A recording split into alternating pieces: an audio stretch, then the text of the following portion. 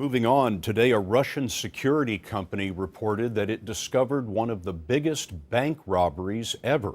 No guns involved, hackers did it, breaking into more than 100 banks in 30 countries and making off with a total of as much as $1 billion. Here's Anna Werner. The authors of the report call it the great bank robbery of the modern era. Their ultimate goal was to steal as much money as possible, and they largely accomplished that. Chris Doggett is managing director for Kaspersky Lab, the computer security firm that uncovered the scheme. Your very basic hacker guys are all about getting in and stealing whatever they can get their hands on. The way these guys are different is they were really a combination of hackers, spies, and thieves. The criminals often use the simplest of methods to get into banks, an email attachment with a virus sent to bank employees. When the employee clicked on it, the hackers gained access to the bank's financial systems, then spied to see how the employees and the systems worked. They went in and actually changed the balances in accounts at the bank so that it looked to the bank like there was more money in that account than there actually really was in reality. They then used e-payment systems and online banking systems and ATM machines and even the SWIFT financial network to then transfer the money out of those accounts into other accounts that they had set up for themselves. Often, the hackers sent commands to ATMs to just spew out money, and then they'd have a person standing there to collect it. The losses are huge. One bank lost nearly $10 million when the hackers targeted its online banking platform. Another was hit for $7.3 million through ATM fraud. It's not clear yet how many banks in the U.S. were affected or whether they lost money. Now, the American Bankers Association told us today, quote, "There's no evidence U.S. banks were infiltrated." But Doggett's group, Scott, found U.S. banks were definitely targeted. Imagine what Bonnie and Clyde would think. Anna, thank you very much.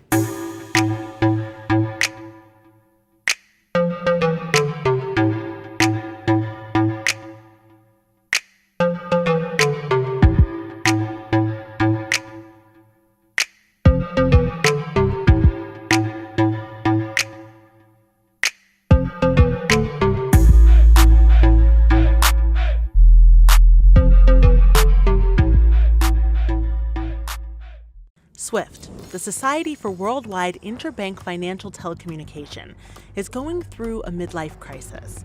The network operator is the backbone of payment services for more than 11,000 institutions across more than 200 countries and territories, including banks and corporations.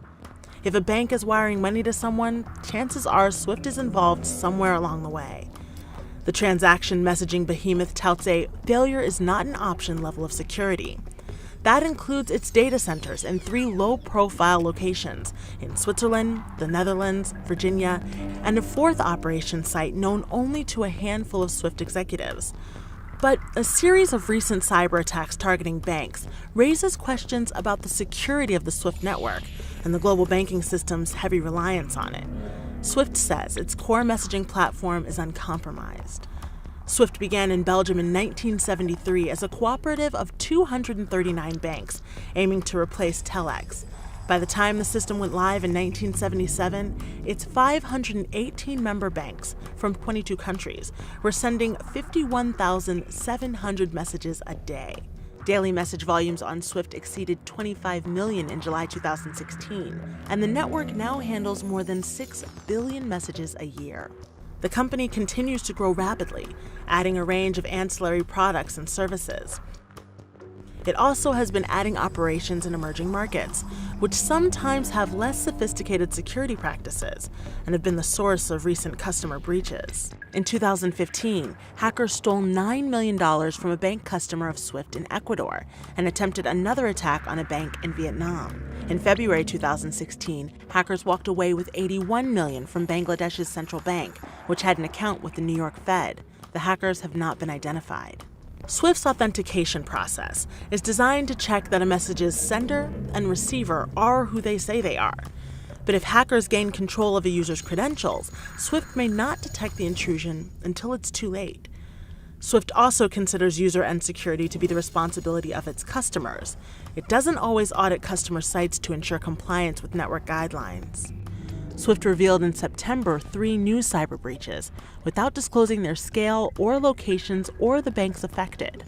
More breaches may have occurred since then. The recent breaches at customer sites are forcing SWIFT to make crucial changes in the way it operates.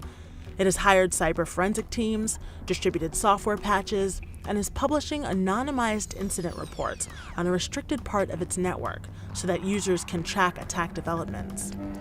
SWIFT's lead regulator is the National Bank of Belgium, which is asking the company to continuously report developments.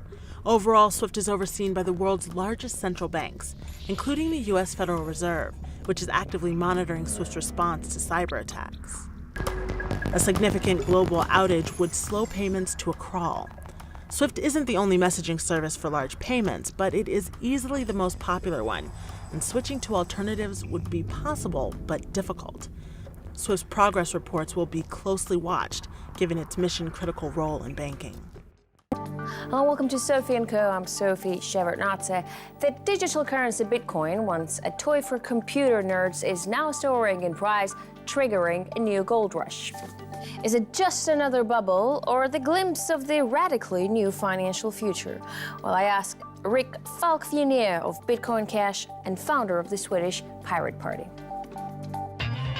The new Bitcoin craze is making people rush into cryptocurrency investment, with the digital money's skyrocketing value putting it into the spotlight. But aside from causing a new gold rush, Bitcoin is promising to completely transform the way we use money.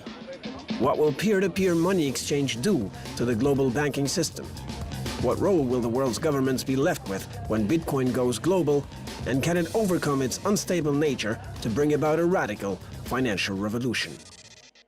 Rick Falkvienier, welcome to the show. It's really great to have you on our program. Now, you predicted Bitcoin's thousand-fold increase back in 2011, and indeed, from $1 in February 2011, hit a record high of almost $7,880 last week, then had a plunge and is back up again. Now, why does it keep growing, and is there any price limit for Bitcoin? Yes, there is a price limit for Bitcoin and cryptocurrency. It cannot displace more money than exists in the world. So there is an upper ceiling. But that upper ceiling, if you're just regarding Bitcoin as a commodity on the market, which I think it is, like any currency, can easily go to 1 million or more per Bitcoin. Now, it's important to remember that Bitcoin might not be the final cryptocurrency. Cryptocurrency will displace the central bank money.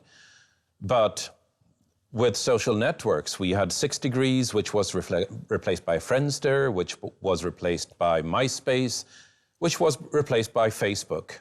So some cryptocurrency is going to be worth a lot of money. Which one? Well, that's a gamble.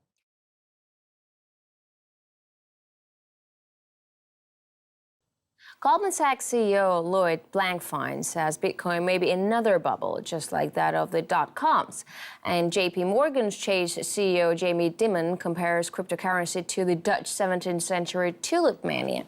Don't these men have a point? I mean, a bubble forms when there's public ignorance, and with Bitcoin, most people have a vague idea of what it is and how it works. I think you absolutely have a point that most people don't really understand what Bitcoin is. It is peer-to-peer electronic money. That means I have a phone here. I can use that phone to transfer money to a nearby phone or to a phone on the other side of the planet. The transfer is instant, it is practically free. Nobody gets to decide whether I can make that transaction or not, including financial authorities. And that in itself will mean a financial revolution. This is an extinction-level event for banks. Banks will no longer be a necessary middleman. And that's, more than anything, why I believe that this is the future of finance. So way back in February, the Bangladesh bank was the victim of a cyber attack where hackers got away with 81 million bucks. It was a lot of money. Now, it would have been even more money if the hackers hadn't made a suspicious typo on their attempted transfers, which ended up making the bank end up canceling the rest of them and then looking into it. So it turns out that these hackers may very well have been hacking into a part of a financial platform software suite by a company called SWIFT for the Society of Worldwide Interbank Financial financial telecommunications.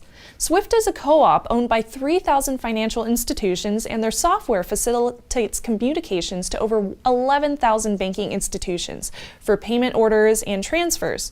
So SWIFT users must be authorized banks, so it is suspected that the Bangladesh bank hacker used their lack of network infrastructure to gain access to the bank network, and as such, the SWIFT network as well, which allowed them to receive several compromised transfers from the bank, $81 million worth. Could have been $1 billion if they didn't get caught. So SWIFT reported on Monday that they were aware of malware in their systems, which they suspect is being used to target their clients.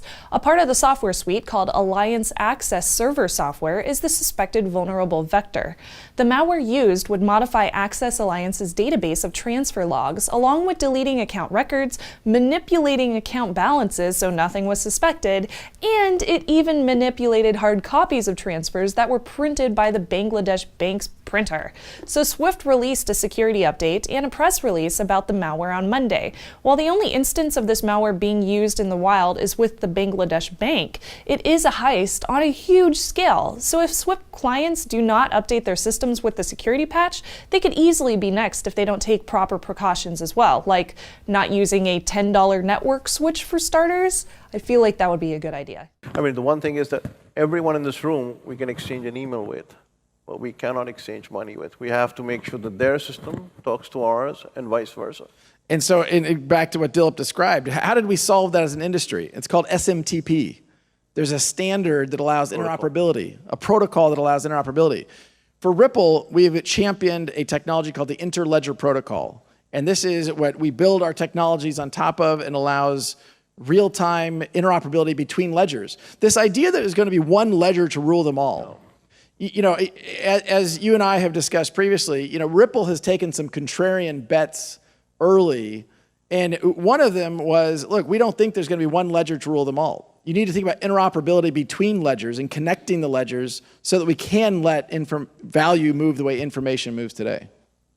So let's talk about the problem that Ripple is trying to solve. Maybe you want to start with how money moves between banks right now and let people know a little bit about that. Well, given that we're at Money 2020, I'm guessing many people in the audience know this well, but the nature of blockchain technology is to allow two parties to transact without trust by eliminating that central counterparty. Correspondent banking is a series of central counterparties. If we can leverage blockchain technologies to change correspondent banking, where you're hopping between bank to currency, where each bank is adding time, is adding some cost, if we can fundamentally democratize how correspondent banking works today, we can not only change the goal of talking about 300 basis points that Dilip was talking about, we talk about 30 basis points. That, to me, is what we should aspire to. In 2030, that's 12 years from now. And we have a lot of money parked in correspondent banking, right? Just to do that. Just to be able to do trades on maybe Monday to Friday. Yeah, I mean, you do have the problem today of banks being closed on the weekend. There's all kinds of stories that I'm sure many of us have heard of, a transaction that gets stuck. But I think particularly younger generations are used to the expectation that they have access to information, they have access to their funds 24/7. Why should my ability to transact stop be limited Friday at 3 p.m. because there's a wire cutoff? Reuters and other media have uncovered several cases involving hackers taking advantage of vulnerabilities within the international system for money transfers to siphon at least $93 million from banks in South America and Asia. The attacks all combine modern tactics of hacking into computers with malware and old-fashioned money laundering skills. The most dramatic example is in Bangladesh. On February the 4th, 2016, $81 million of Bangladesh Bank's money was moved from the New York Federal Reserve to a bank in the Philippines. That's a lot of money, but things could have been worse. They tried to transfer nearly $1 billion. What do you need for a heist like this? You need some way to get into the bank's system. You need a way to gain access to the SWIFT money transfer network. You need some malware to cover your tracks. And then you need a bank account, preferably in a lightly regulated country, to receive the money. Investigators have not said how the hackers got into the computers that Bangladesh Bank uses to access the SWIFT system, but some sources say it was probably by sending an infected email to one of the staff. Once in, they would have studied the bank's system and installed their malware. The main purpose of the malware was to cover their tracks as they committed the crime. When the staff are off work, it's showtime for the hackers. They log on to the Swift messaging system and start sending requests to withdraw funds. Most are rejected, but some go through. All these successful transfers go from the New York Federal Reserve and its correspondent banks to bank accounts in Sri Lanka and the Philippines. One alert staffer at Deutsche Bank spots a typo in the name of the intended Sri Lankan recipient and queries the transaction. The New York Fed also sends multiple queries to Bangladesh Bank, but gets no response. Altogether, 4 requests, totaling $81 million, are already on their way. After the requests are sent, the malware goes to work, buying time for the money to be collected and laundered. It checks the Swift messaging system and deletes any incoming messages that might alert bank officials about their fraudulent transfers. It also deletes any confirmation messages before they're sent to the office printer. It's a Friday, a weekend day in Muslim Bangladesh, and when the skeleton staff come in, all they see is an empty printer tray and an apparently broken printer. That is not that unusual. The boss tells someone to fix it and heads off for midday prayers. Meanwhile, the money has landed in 4 fake accounts in a small Manila branch of a Philippine bank called RCBC. Some of the money is transferred to another fake account in the same branch. That afternoon, one of the branch employees summons an armored car from head office which dumps 20 million pesos. Some of the staff count the money and pack it in a paper bag. It's loaded into a car and driven off. Over the weekend, Bangladesh bank officials wake to the scale of the problem. The malware appears to have disabled the Swift messaging system. They print out the Swift messages manually and try to contact the New York Fed via phone, email and fax. There's no response from the New York Fed office that is typically not staffed on weekends. Swift remotely fixed the messaging system. It's now Monday in Bangladesh and officials realize where the money has gone and send Swift messages to RCBC asking them to stop the transfers. But it's a public holiday in the Philippines, and those messages don't get read until Tuesday morning. And, crucially, they're sent as ordinary messages, not cancel requests, so they join a pile of hundreds of routine messages in the bank's headquarters. Eventually they're passed on to the branch, but officials in the branch ignore them and transfer the money to other accounts, with much of it ending up in Philippine casinos. Investigations are now going on around the globe, but no one has been arrested or charged. And other cases have now come to light in Ecuador, Vietnam, the Philippines and other countries. Not all were successful and all are dwarfed by the Bangladesh heist. More cases are expected to come to light. But the hackers, whoever they are, remain hidden. And there was something very interesting I learned from one of your speeches earlier on talks, that Swift has an error problem. You want to talk about that? You know, it's a really good point. And I sometimes struggle with how to describe this because I grew up in Silicon Valley. To be fair, I moved there 20 years ago, but in my professional life, I grew up in Silicon Valley. And in Silicon Valley, if you're in the tech industry, you talk about, 3 nines of reliability, 99.9% reliability, or 4 nines of Six Sigma and all that. Yeah, so think about this. When you use Google, the search box on Google, it always works. I mean, the success rate is 99.999, I think it's 6 nines. Imagine if 6 out of every 100 searches you typed into Google didn't work. It just failed. 6%. 6%. 6%. Swift's published error rate is 6%. Now, I will talk to corporate treasury people and they'll tell you it's actually higher than 6%. But even if it's at 6%. So what happens if it's 6%? I mean, well, it means that human intervention is required because, hey, somebody misspelled Faisal, you fat-fingered that account number, Faisal's account number doesn't match Faisal's name, and it's a reason why there are thousands and thousands of people embedded in error correcting and chasing down those payments that kind of get lost in the system. Imagine if that happened with email, 6%. Yeah. I mean, imagine. That's if 6% of your emails didn't go through without human intervention, that would, the information society we live in today would not work. And you don't come from a banking background, so you also don't come from a cryptography background or a computer science background. And here you are, CEO of a company that is using cryptography mathematics to solve an old age problem of remitting money real time. Well, I'll say a couple things. One is I've always been a bit of a geek and did some coding earlier in my life, but never formal training around computer science beyond basic stuff way back when. But to me, the reason why Ripple has been successful is because we've focused on a clear problem for a clear customer. There are a lot of companies at Money 2020 that are thinking about blockchain technologies. The best counsel I can offer is understand what customer you're serving, understand what problem you're solving. There's a lot of people out there that I think it's a technology in search of a problem instead of a problem in search of a technology. Even when I got to Ripple about 3 years ago, we were looking at a bunch of different use cases for blockchain. We were thinking about identity, we were thinking about smart contracts. We decided to focus on one.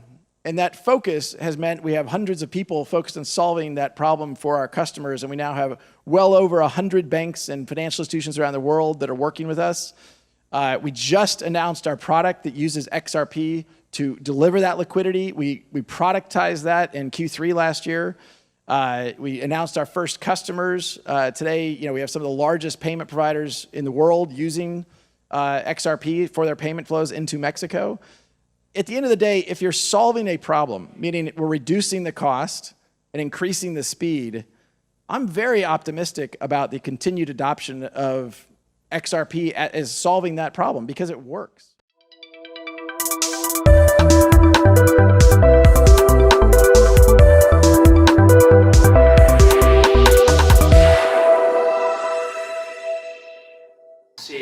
We start with our first talk. It's a discussion with Miriam from Ripple. Miriam, can you please join us?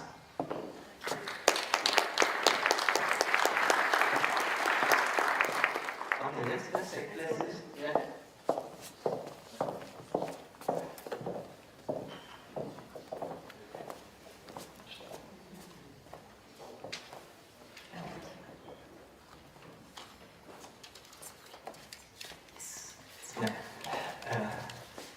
Miriam, thank you for joining us. It's very impressive. You decided to come and join the community. Can you please introduce yourself and talk about your...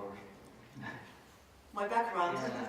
Well, thank you first of all for inviting and considering Ripple. My name is Marian de Latina. I used to work for Swift for 10 years.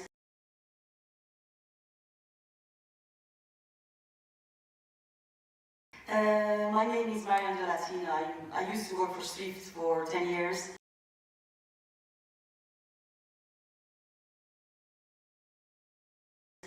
My last assignment was responsible for GPII, Global Payments Innovation. And since more than 10 months, I joined Ripple. So I wanted to be more disruptive in this very changing landscape.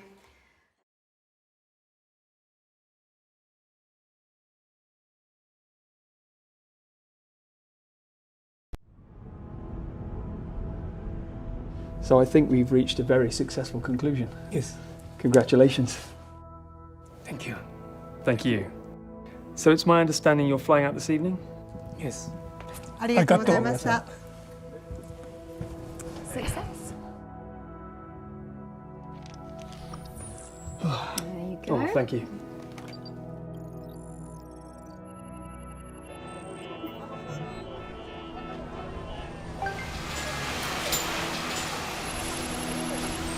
Hey, Lawrence. Hi, Ian. Look, I know you've put a lot of work in on this, so I thought you should be the first to know. We've signed the contract. Fantastic. Does that mean that I can push the green light on this end? Hi Ian, it's Anya. We're almost complete. We also just wanted to keep you in the loop with the payment. Yep. You should see all the details in front of you now. Fantastic. Time is of the essence. The deadline for our first shipment goes out this afternoon.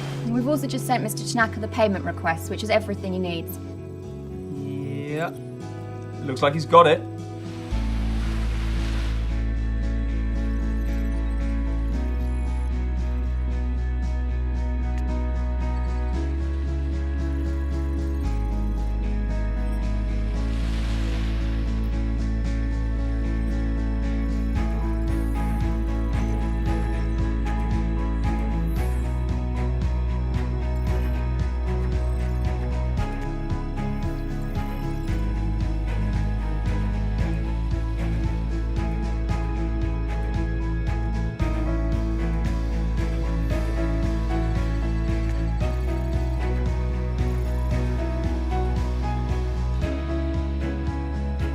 Taxi! Hey guys, look, I know it's getting late there. I can track the payment and keep you posted. Oh, there's no need for you to do that, Ian. Thank you. Payment is complete. We just got access to the funds. Perfect.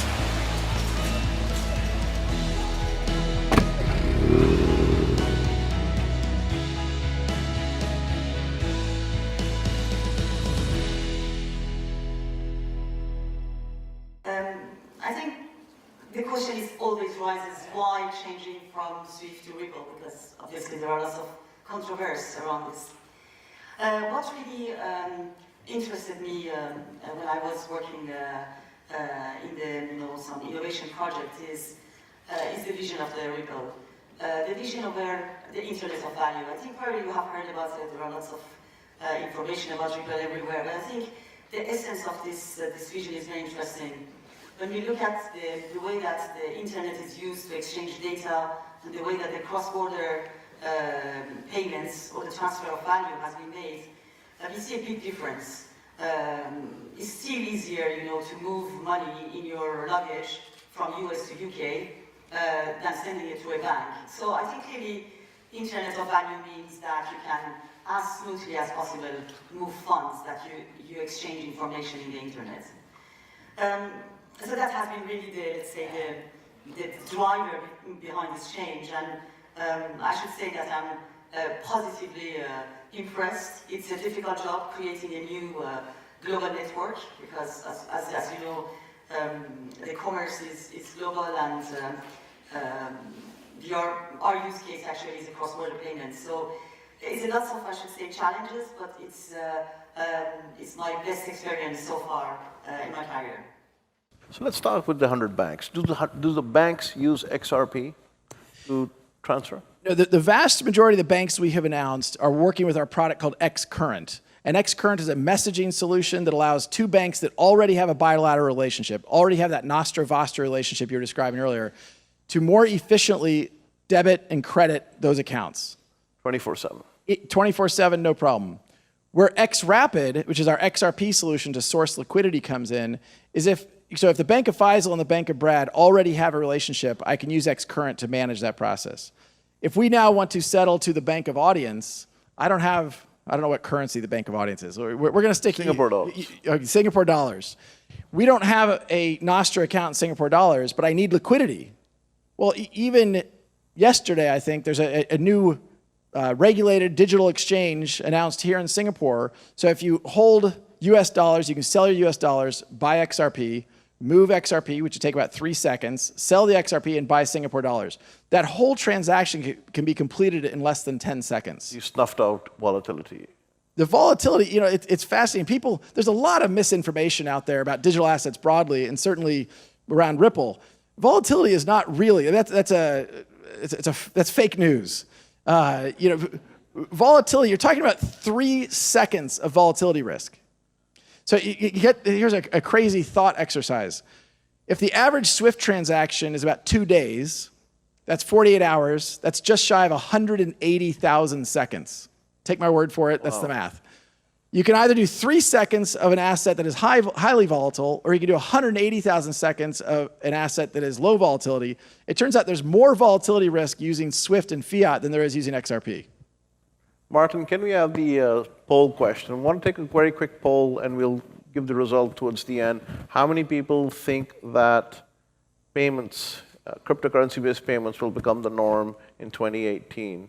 Yes, no, and a maybe. You can use your Slido to do that, and we'll come back to that. But coming back to the 100 banks. Are the 100 banks, if another bank joins the network and it's 101, are they all able to communicate with each other using your XCurrent platform currently? Yeah, we call that RippleNet. And so we have banks that have agreed upon a rule set using the same software such they can efficiently participate. And we now are signing up more than a bank a week, or a financial institution a week. So that the network effects are very strong here. The more nodes on a network, the value of that network increases by the square of the nodes. So every time we add another node to the network, the value of participating goes up, and so the value to the next bank to sign up, the next payment provider, next financial institution to sign up goes up. So momentum is definitely building. I'll be interested to see what the survey says. Although, to me, the survey, it isn't about whether you as an individual are using a digital asset to make a payment.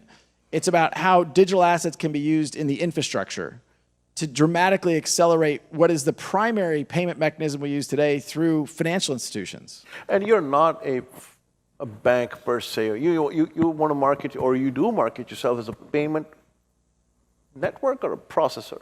You know, it's a good question. I just got this question a couple days ago. Somebody said to me, are you a crypto company or a blockchain company?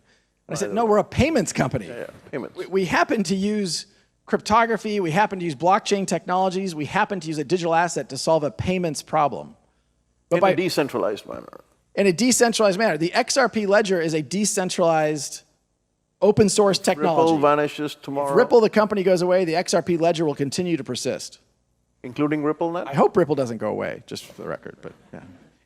Why?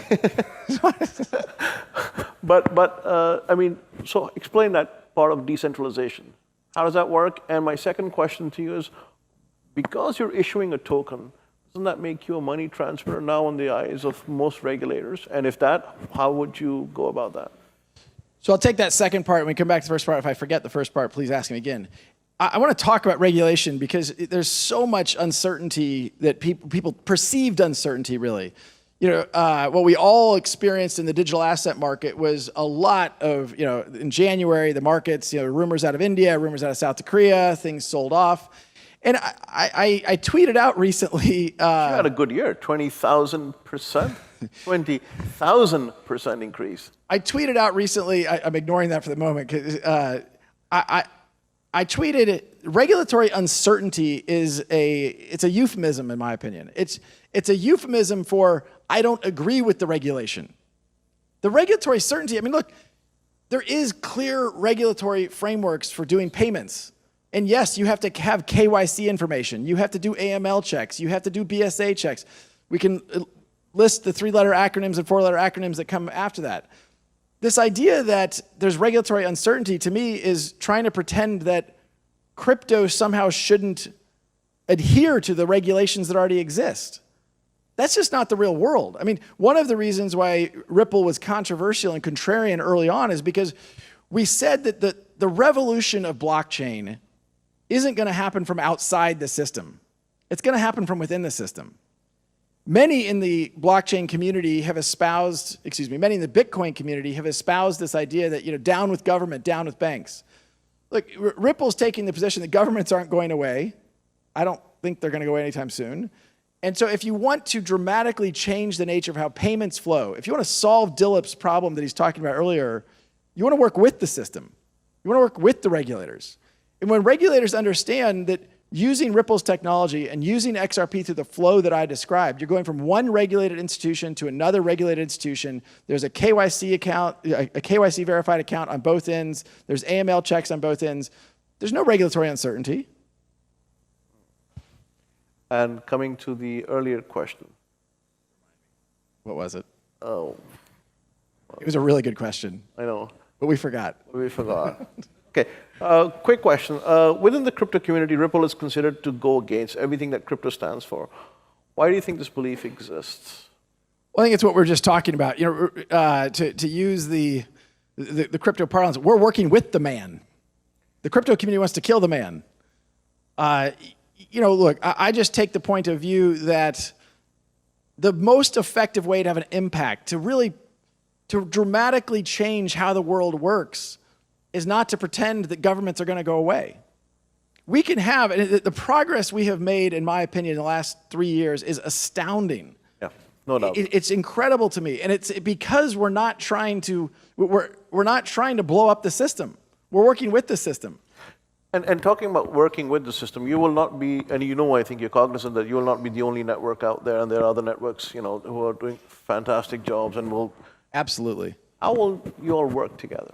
Well, that goes back to the interoperability discussion we were having earlier. You know, I think some would like to believe in a world where everyone adopts one ledger, and, you know, every transaction is happening through that one open ledger. I don't think that's going to exist. And I think that we are... We'll have a multitude of, you know... different kinds of ledgers, securities ledgers. That's where your ILP comes in. That's exactly right. That's how I think we truly deliver an internet of value. We have a minute. Maybe you want to explain what ILP is. So ILP stands for Interledger Protocol.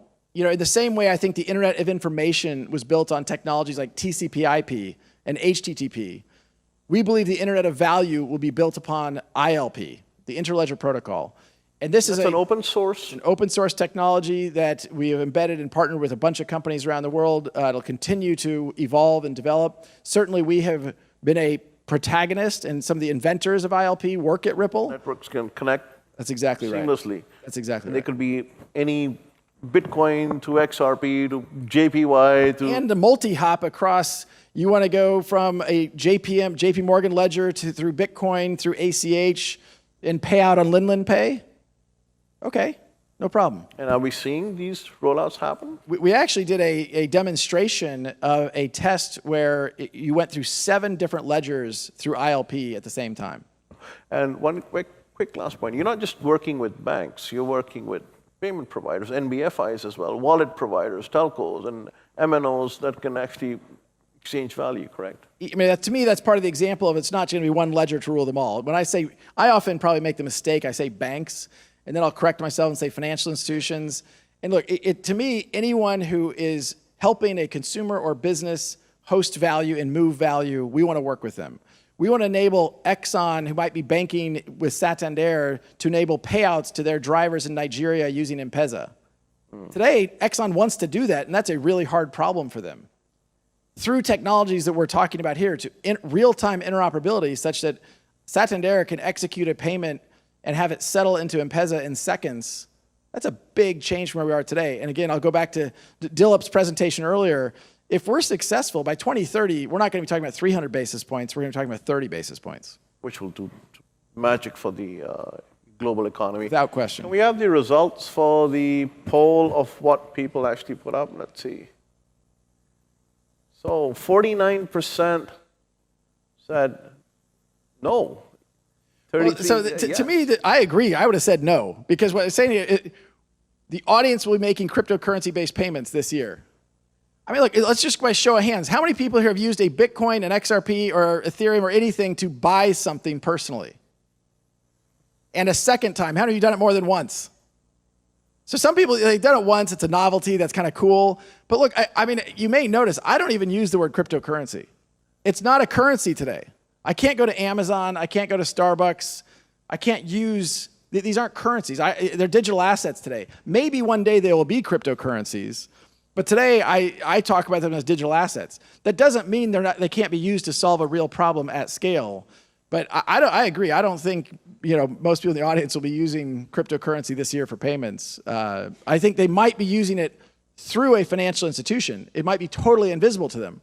Right? I mean, I know we're running out of time, but there's lots of examples today where we have corporates in Sweden settling into the US dollar in seconds. The corporate doesn't know that it's going through blockchain technologies.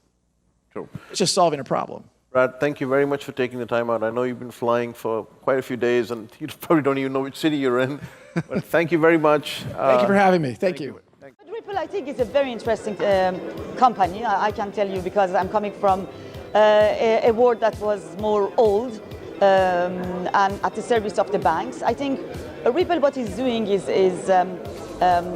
creating a new ecosystem by leveraging the blockchain technology, but really in a way that the banks and the financial institution can follow actually the pace of change. So our vision is around creating an internet of value. So the idea is that today, when you exchange information in internet, this takes seconds. But still, when you want to exchange value and send cross-border transaction, this could take up to a few days. Our vision is to make this exchange of value as fast and smoothest as the information is exchanged today.